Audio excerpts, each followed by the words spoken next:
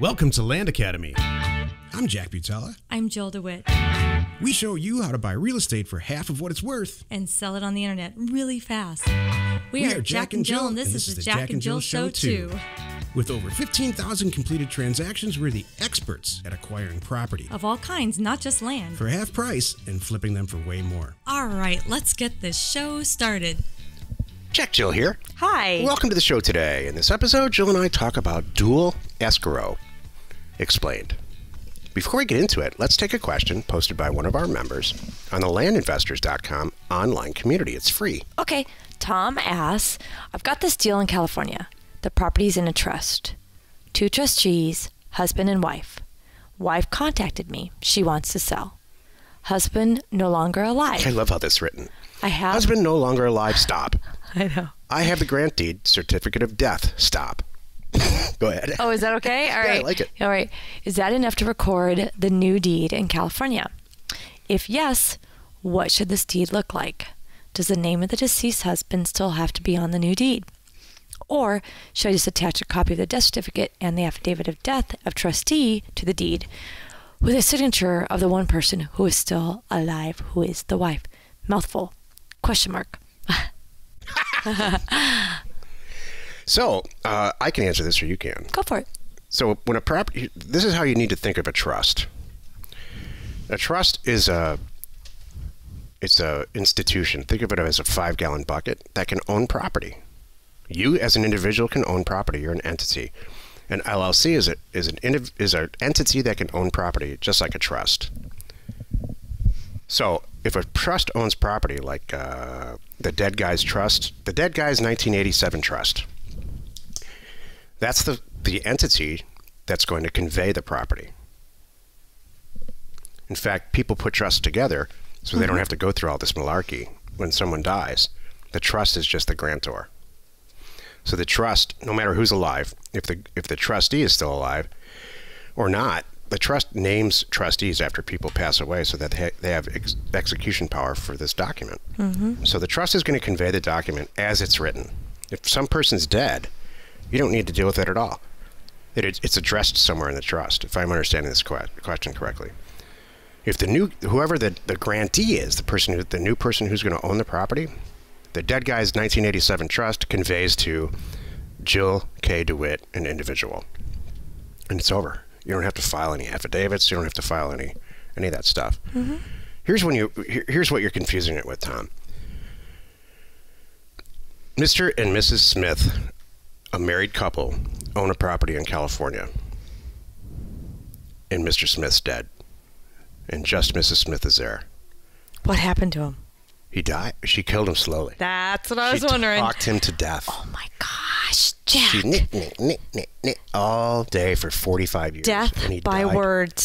He couldn't get up one day because he just couldn't take it. You've been telling me there's going to be death by words. Good question, by the way. Thank you. That's a thing now. So Mrs. Smith's walking around the house. Mr. Smith stopped eating purposely. He fasted in protest. He did. It was Mrs. Smith protest. He let his body shut down just to make it stop. Or maybe Mrs. Smith, he talked too much, and Mrs. Smith put a cap full of Pine Sol in his... Because he was the problem. Yeah. You know, that could happen. happen. Over 15 years, that's a lot of Pine Sol. That could happen. He could be the problem. Sorry, go ahead. Where are these thoughts coming from? Jill, are you upset today? I'm actually feeling really good right now. Drink this. I feel really good right now because we're talking about killing your spouse.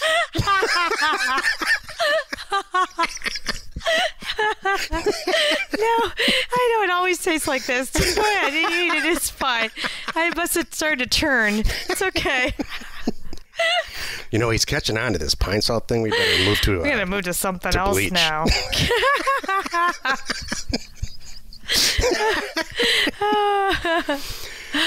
So one of the people's dead. We're not going to go into why. Now you're talking about the death certificate thing. Fortunately, your property's in California. And you had a big life insurance policy.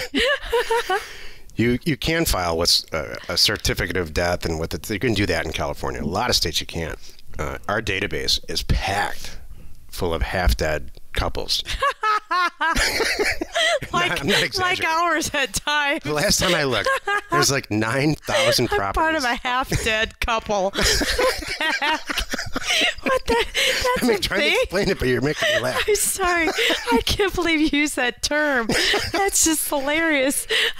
Our database is packed full of uncompleted deals that are because of half-dead couples. One person died, and they didn't prep for it correctly, in Arizona specifically.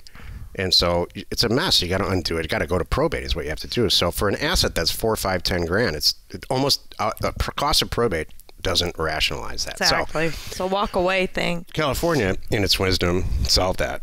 They have there's a procedure that you file an affidavit, and then you file a death certificate, original death certificate, and the surviving pine saw, the pine saw giver, can get the property and convey it correctly.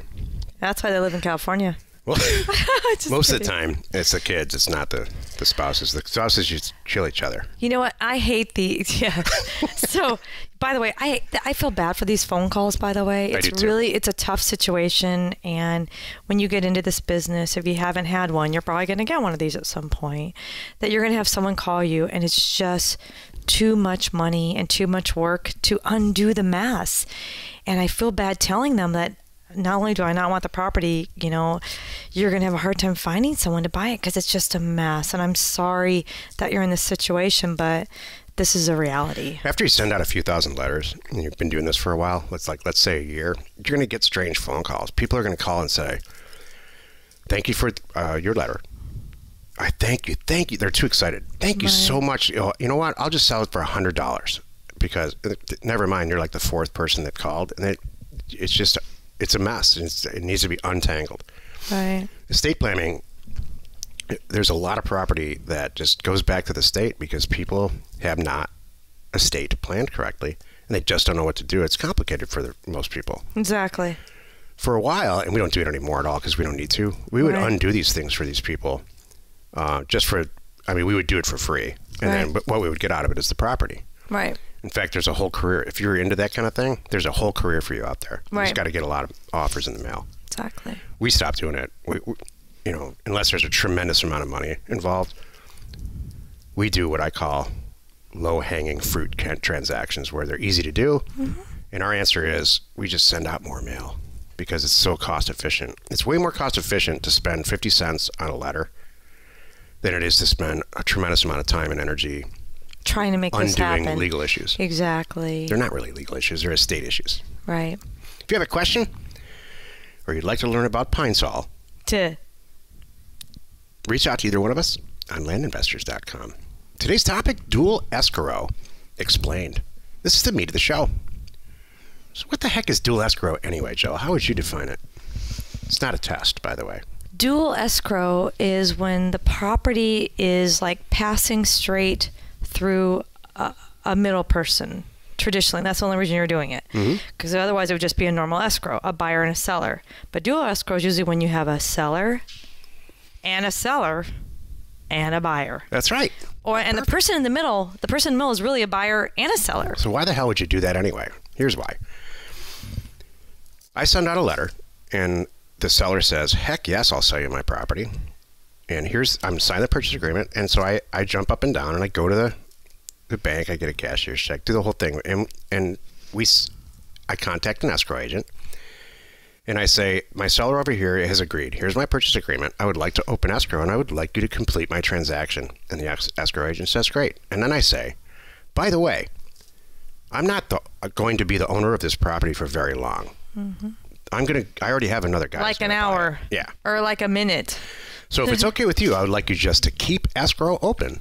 I'm going to buy it for about 20 minutes. And then this guy over here, he's going to buy it from me for $10,000 more. That's dual escrow. Mm. Rather than opening escrow and then completely closing it. And then doing it all over again. Ordering a new pot. It's just all easier and way cheaper to do it all at once. It turns out that's what we do all day long. And that's what our members do all day long. They don't buy property to use it. They buy it just to resell it for more. Right.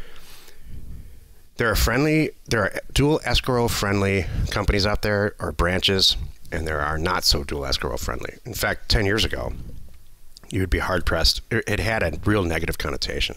I don't think people even understood. Cheating. Yeah, that's what I think too. What are you talking about? Now are you buying it or not? Well, not really, because I'm selling it to that guy. Yeah. So now, this day and age, everybody loves it. So you're an agent? No, I'm not that too.